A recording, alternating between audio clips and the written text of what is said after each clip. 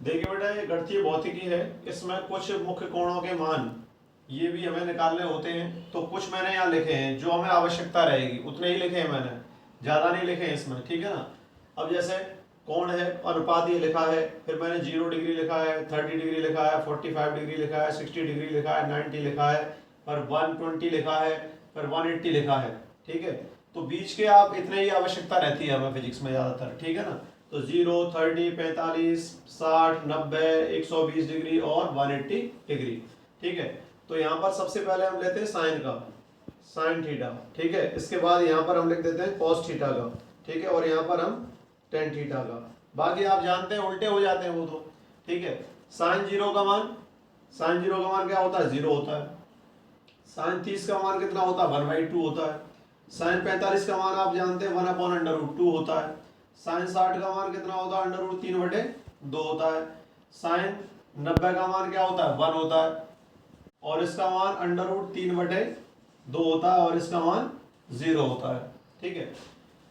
तो साइन 0 का मान 0, साइन 30 का मान 1/2, साइन 45 का मान 1/√2, साइन 60 का मान √3/2, साइन 90 का मान 1, और इसका मान साइन 120 का मान √3/2, और साइन 180 डिग्री का मान 0, ठीक है। अब कॉस में आइए, तो कॉस में यहां से उल्टा करना स्टार्ट कर दीजिए। कॉस 0 का मान 1, कॉस 30 का मान कितना हो गया, √3/2 हो गया। कॉस 45 का मान कितना हो गया, 1/√2 हो गया। कॉस 30 का मान कितना हो गया, 1/2 हो गया। और कॉस 60 का मान कितना हो गया, 1/2। और यहाँ पर कॉस 90 का मान 0 हो गया, ठीक है। और इसका मान हो जाएगा -1/2, और इसका हो जाएगा -1, इतना बनेगा, ठीक है। अब हमें टेन का मान निकालना है। तो टेन बराबर, हम यहाँ से देखिए, टेन थीटा बराबर क्या होता है, साइन थीटा अपॉन क्या होता है, कॉस थीटा, ठीक है। ये होता है, ठीक है। अब यहाँ से देखिए, ये 0 है और 1 है। यहाँ पर साइन 0, 0 में चलेंगे तो 0 ये, और कॉस 0 का मान 1, तो इसका मान कितना हो जाएगा, यहाँ पर 0 हो जाएगा। अब 1/2 में इसका भाग लगा दीजिए, कितने का, √3/2 का। तो 1/2 और भाग लगा दीजिए √3/2, ठीक है। तो इससे ये काट दीजिए, तो कितना रह गया यहाँ पर, 1/√3 रह गया इसका, ठीक है। ये बना। अब इसमें इसका भाग लगा दीजिए, 1/√2 और 1/√2, तो कितना हो जाएगा, साइन 45 का मान 1।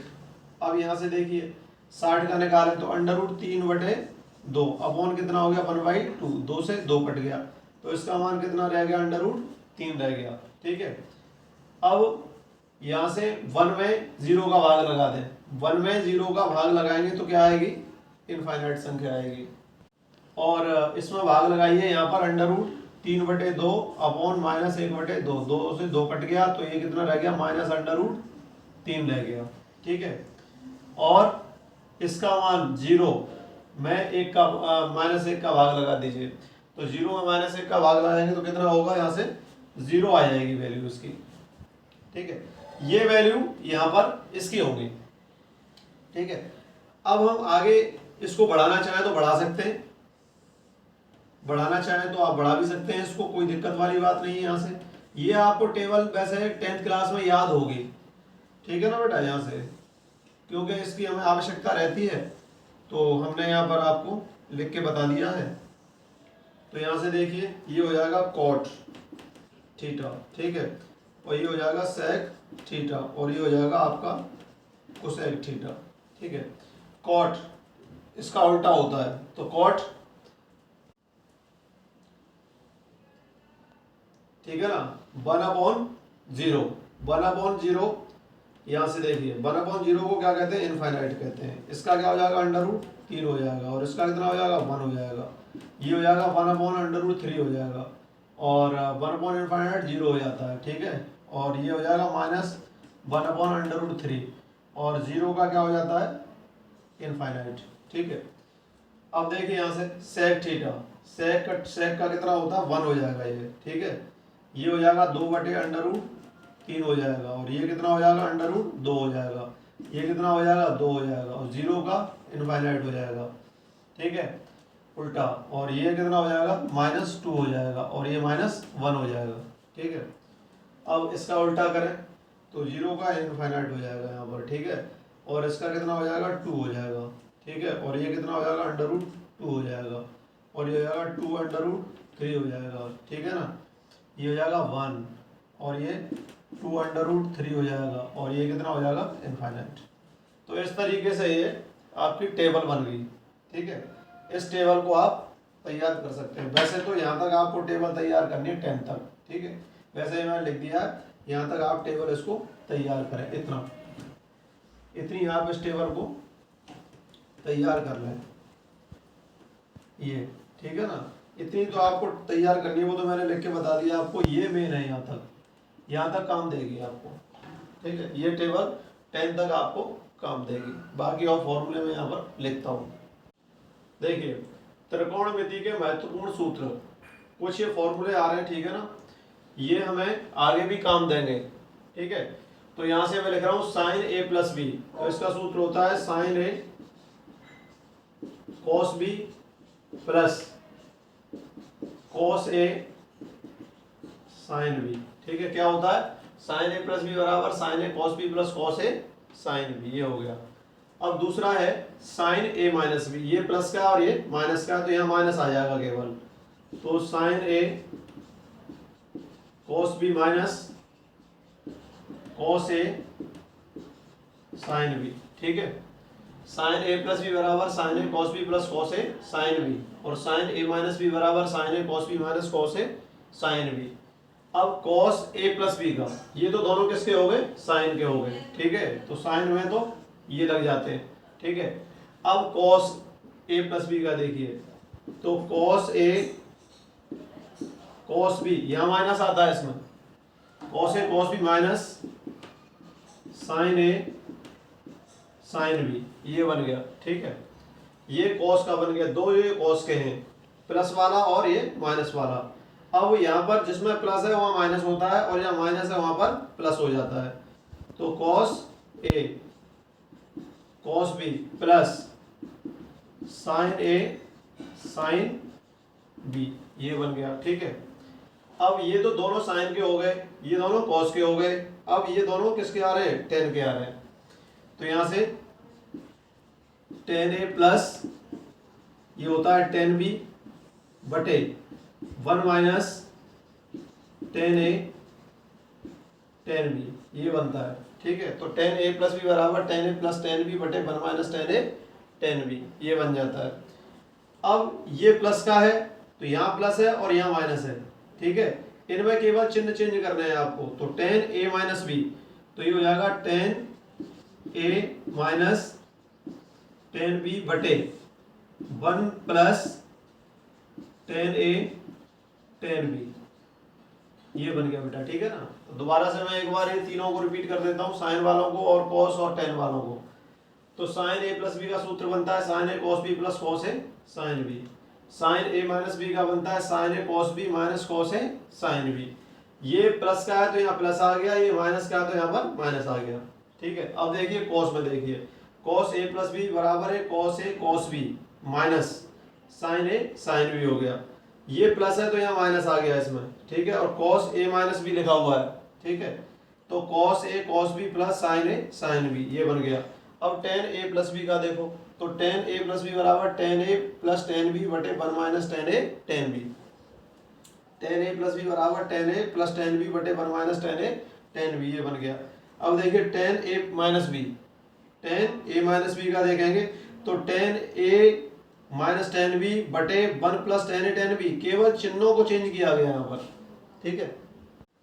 साइन, अब देखिए formula sin a plus sin b इसका, तो ये होता है 2 sin, इसमें a + b/2, और ये हो जाता है cos a - b/2, ठीक है।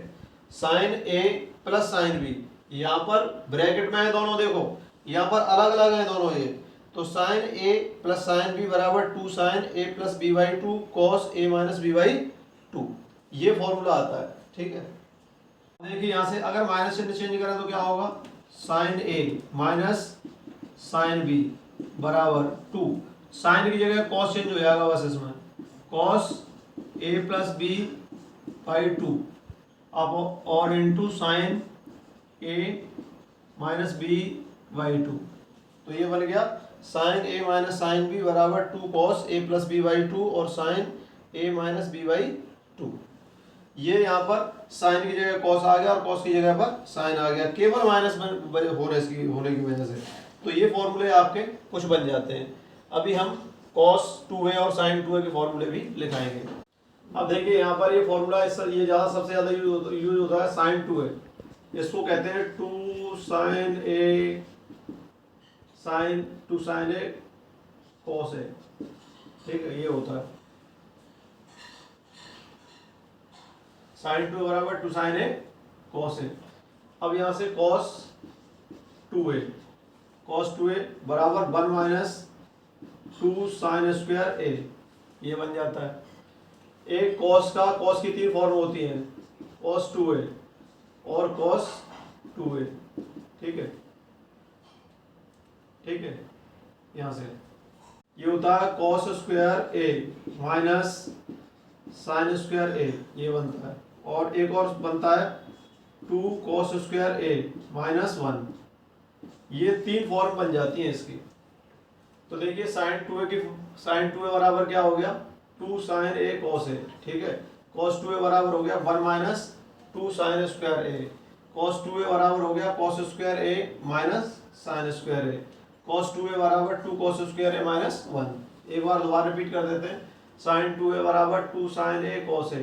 कॉस 2a बराबर हो गया 1 माइनस 2 साइन स्क्वायर ए। ठीक है, एक फॉर्म तो ये बन गई। कॉस 2a की दूसरी फॉर्म कॉस 2a बराबर कॉस स्क्वायर ए माइनस साइन स्क्वायर ए, ये बन गई। तीसरी फॉर्म कॉस 2a की 2 कॉस स्क्वायर ए माइनस 1, ये तीसरी फॉर्म बन गई। तो ये cos 2a की 3 फॉर्म हो गई और sin 2a का केवल एक ही फॉर्म है। ठीक है, तो यहाँ से इसको हटा देते हैं। अब आगे अगला लिखते हैं।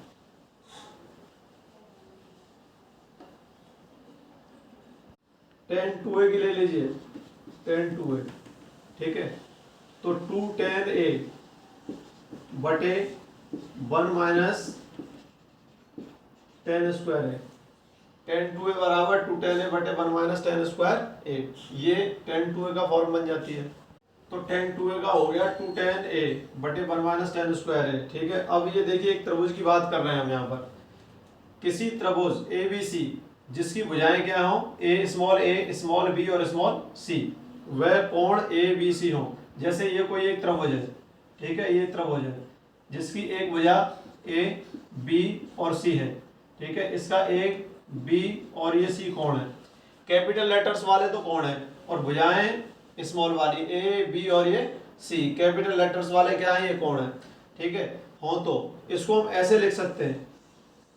ठीक है, इसका प्रूफ आपके कोर्स में नहीं है, मैथमेटिक्स में प्रूफ है इसका। ठीक है, तो आपको केवल इतना याद रखना है, a अपॉन साइन ए बराबर b upon sine b, c upon sine c. ये स्मॉल लेटर्स है ऊपर वाले। ठीक है, स्मॉल लेटर्स है ऊपर वाले और नीचे ये कैपिटल लेटर्स में है ये सब। ठीक है, साइन ए साइन बी और साइन सी ये कैपिटल लेटर्स में, स्मॉल ए स्मॉल बी और स्मॉल सी ये स्मॉल लेटर्स में और ये कैपिटल लेटर्स में। ठीक है ना, तो ये इस तरीके से ये होगा। ठीक है, अब एक समकोण त्रिभुज का क्षेत्रफल। तो समकोण त्रिभुज का क्षेत्रफल बराबर 1/2 इंटू आधार और इंटू ऊंचाई, ये होता है। ठीक है ना, ये आप जानते ही हैं। ठीक है ना, तो समकोण त्रिभुज का क्षेत्रफल बराबर 1/2 आधार इंटू ऊंचाई, जिसमें आधार दिया होगा और एक ऊंचाई दे रखी होगी। तो इस तरीके से समकोण त्रिभुज का हम क्षेत्रफल निकालेंगे। एक और लिखेंगे, यदि त्रिभुज की भुजाएं स्मॉल ए स्मॉल बी स्मॉल सी, ये लगाना बता देंगे जब पढ़ाएंगे आपको, तो कहाँ कौन सा फॉर्मूला अप्लाई होगा। ठीक है, यदि त्रिभुज की भुजाएं ए बी सी हो तो दिए गए त्रिभुज का क्षेत्रफल बराबर अंडर रूट में आएगा S minus A S minus B और एस माइनस सी, ये होगा। अब एस है क्या यहाँ पर, जहाँ एस की वैल्यू बताता हूँ मैं, एस क्या है, ठीक है। तो एस बराबर, आप इनको तीनों को जोड़ेंगे, ए प्लस बी प्लस सी, तीनों भुजाओं को जोड़ के 3 से भाग लगा देंगे तो एस का मान आएगा। अगर त्रिभुज की तीनों भुजाएं आपको यहाँ पर दे रखी हैं, ए बी और सी, तो एस निकालने के लिए तीनों को जोड़ दीजिए, ए प्लस बी प्लस सी बटे 3, तो एस का मान आ जाएगा। तीनों भुजाओं को जोड़ के 3 का भाग लगा देंगे तो इसमें एस का मान आ जाएगा। तो एस का मान यहाँ रखेंगे, फिर ये ब्रैकेट में एस माइनस ए है, तो इसमें से एस में से ए को घटाएंगे, एस में से बी को घटाएंगे और एस में से सी को घटाएंगे, और पूरा ये मान क्या है, अंडर रूट में है। तो इस तरीके से ये किसी त्रिभुज का क्षेत्रफल आ जाएगा जिसकी भुजाएं ए बी सी दी गई हो। समांतर चतुर्भुज, समांतर चतुर्भुज का क्षेत्रफल निकालना हो तो क्या करेंगे, समांतर चतुर्भुज का क्षेत्रफल निकालने के लिए लंबाई इंटू चौड़ाई का गुणा कर दीजिए, तो ये समांतर चतुर्भुज का क्षेत्रफल आ जाएगा, ठीक है। किसी वृत्त का क्षेत्रफल निकालना हो, वृत्त का क्षेत्रफल बराबर क्या होता है, पाई आर स्क्वायर। क्या होता है, पाई आर स्क्वायर, जहां आर वृत्त की क्या है, त्रिज्या, रेडियस है, ठीक है। किसी में सेंटीमीटर या मीटर में हो सकती है, जिसका निकालना चाहेंगे। तो वृत्त का क्षेत्रफल पाई आर स्क्वायर, जहां आर बराबर वृत्त की त्रिज्या है। समांतर चतुर्भुज, समांतर चतुर्भुज का क्षेत्रफल बराबर लंबाई इंटू चौड़ाई, वृत्त का क्षेत्रफल बराबर पाई आर स्क्वायर, जहां आर बराबर वृत्त की त्रिज्या। ठोस गोले का निकालें, ठोस गोले का पृष्ठीय क्षेत्रफल,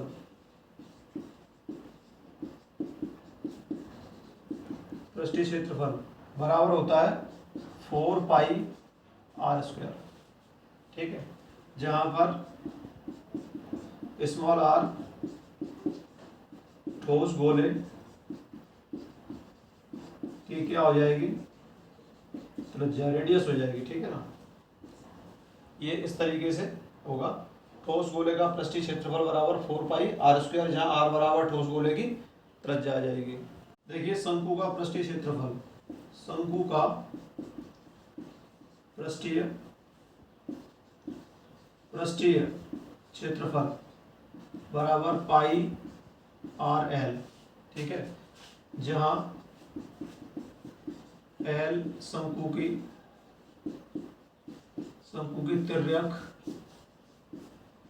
तिर्यक ऊंचाई कह सकते हैं, ठीक है। और आर बराबर शंकु के आधार की, आर बराबर क्या होगी, शंकु के आधार की त्रिज्या, आधार की त्रिज्या, ठीक है। तो समांतर चतुर्भुज का क्षेत्रफल हो गया लंबाई इंटू चौड़ाई, वृत्त का क्षेत्रफल हो गया पाई आर स्क्वायर, जहां आर बराबर वृत्त की त्रिज्या हो गई। ठोस गोले का पृष्ठीय क्षेत्रफल हो गया 4 पाई आर स्क्वायर, जहां आर बराबर ठोस गोले की त्रिज्या हो गई। शंकु का पृष्ठीय क्षेत्रफल बराबर पाई आर एल, एच भी लिख सकते हैं यहाँ पर हम, ठीक है, एल की जगह पर, ठीक है। जहां एल बराबर शंकु की तिर्यक ऊंचाई, एल की जगह एच भी आ सकता है, स्मॉल एच, ठीक है। और आर बराबर शंकु के आधार की त्रिज्या, ये बनते हैं, ठीक है। अब देखिए घन की संपूर्ण सतह का क्षेत्रफल बराबर हो जाएगा 6a स्क्वायर। क्या हो जाएगा, 6a स्क्वायर, जहां स्मॉल ए घन की भुजा, स्मॉल ए क्या होगी, घन की भुजा होगी, ठीक है। अब घनाभ की बात कर लें। घनाभ माचिस के आकार का होता है, जानते हैं आप। घनाभ की संपूर्ण सतह का क्षेत्रफल बराबर 2LB plus BH plus HL, ये बनता है, ठीक है ना। अब इसमें LB BH ये क्या है, ये यहाँ पर मैं लिख देता हूँ, ठीक है। जहां L, B और H घनाभ की लंबाई हो जाएगी, बी घनाभ की चौड़ाई हो जाएगी,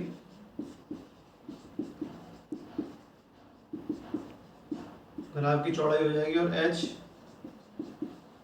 घनाभ की ऊंचाई हो जाएगी। ठीक है, ये बनेंगे। तो देखिए घन की संपूर्ण सतह का क्षेत्रफल 6a², जहां a बराबर घन की भुजा, घनाभ की संपूर्ण सतह का क्षेत्रफल बराबर 2 ब्रैकेट में LB plus BH plus HL, जहां L बराबर घनाभ की लंबाई, B बराबर घनाभ की चौड़ाई और H बराबर घनाभ की ऊंचाई, ये होते हैं। ठीक है, ये आपके पॉइंट्स हैं। ठीक है, बाकी फॉर्मूले आगे हम नेक्स्ट वीडियो में आपको लिखवाएंगे, जो भी बचे होंगे, फिर कुछ क्वेश्चंस भी करवाएंगे, फिर इसके बाद चैप्टर स्टार्ट होगा न्यू। ठीक है, पहले ये फिजिकल जो है मैथमेटिक्स आपको पढ़ा दिया जाएगा। ये पूरा जो फिजिक्स जो है मैथमेटिकल फिजिक्स है, इसको थोड़ा सा क्लियर और कर देते हैं। ठीक है, ये आवश्यक रहेगा, ये आगे आएंगे आपके उसमें, क्योंकि फिर वहाँ पर आपको फिर बताने पड़ेंगे कि ये इसका ऐसे, इसका ऐसे, तो एक बार याद हो जाएंगे सब, तो आसानी से आप भी उनको सॉल्व कर सकते हैं न्यूमेरिकल्स को। थैंक्स।